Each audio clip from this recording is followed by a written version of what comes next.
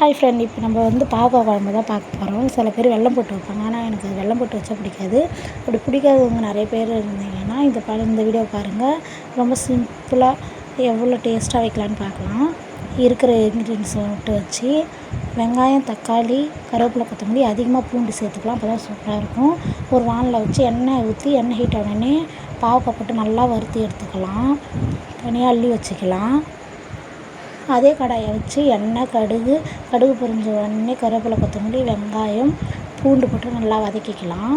வெங்காயம் நல்லா வதக்கிறதுக்கு video already பார்த்திங்கன்னா தெரிஞ்சிருக்கும். உப்பு, மஞ்சள்தூள் போட்டு நல்லா வதக்கிக்கலாம், பச்சை வாசனை போகிற வரைக்கும். அதுக்கப்புறம் தக்காளி கொட்டி நல்லா வதக்கிக்கலாம். வதக்கி வச்ச பாவக்காவே இது கூட நல்லா ஃப்ரை பண்ணி வச்சு நல்லா வதக்கிக்கலாம். அதுக்கப்புறம் தேவையான அளவு புளி ஊற்றிக்கலாம். புளி கொஞ்சம் எக்ஸ்ட்ரா இருந்தாலும் நல்லா டேஸ்ட்டாக தான் இருக்கும். மிளகாய் தூள் சேர்த்து மூடி வச்சு நல்லா கொதிக்க விடலாம்.